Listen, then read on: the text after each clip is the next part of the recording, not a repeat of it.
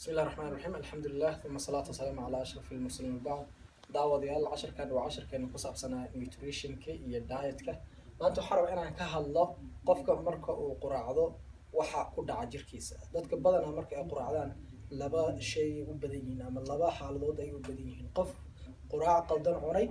إيو قف عن قراع marka waxaan rabaa in aan garaafka maanta aan sawiri isla fahanno haddii aad quraac qaldan aad ku quraacatay waxa kugu dhici kara ma jirkaaga soo noqon karo haddii aadan quraacanin ama saacad ama 2 saac ama 3 saac u sugtidna waxa kugu dhici kara kow haddii quraacdaadu quraac qaldan ay noqoto sida quraacdaada haddii aad ku quraacatid maalintaas sonkor wax sonkor leh wax saliid leh wax burcad leh iyo wax cusbo leh haddii aan si fududeyno sida burka oo kale ama sambuuska ama shaaha ama canjeelada ama malawaxa ama suqaarka waxyaalahaas oo dhan markii aad cuntid oo quraacad ka dhigatid subax ilaa sayid marka aad soo kacdid jirkaaga ama glucose-ka jirkaaga ku jiro sonkorta jirkaaga ku jiro aad bay u kacaysaa aad bay u sare maraysaa kor bay noqonaysaa markay kor noqoto waxaan rabaa inaad ogaatid waxyaalo fara badan baa khatar ugu jirta waxaa khatar ugu jirta in macaan uu kugu dhaco waxaa khatar ugu jirta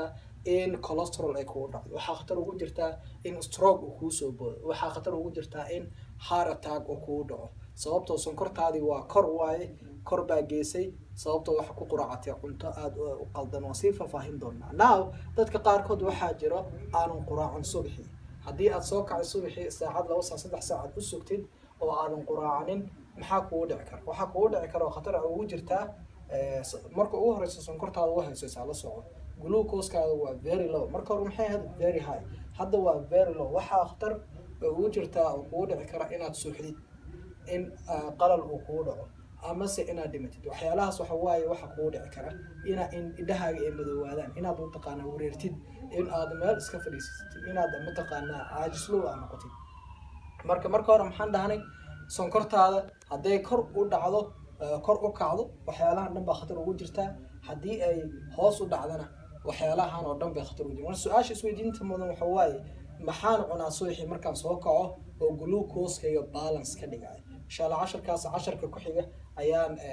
insha Allah ka dhigan doonaa subaxii hadduu alla idmo cunto fiican loo baahan yahay ku quraacatid cunto sonkortaada glucose-kaaga balance ka dhigaya loo baahan yahay aad ku quraacatid sambuuska iyo burka iyo shaaha iyo sonkorta iyo saliidda iyo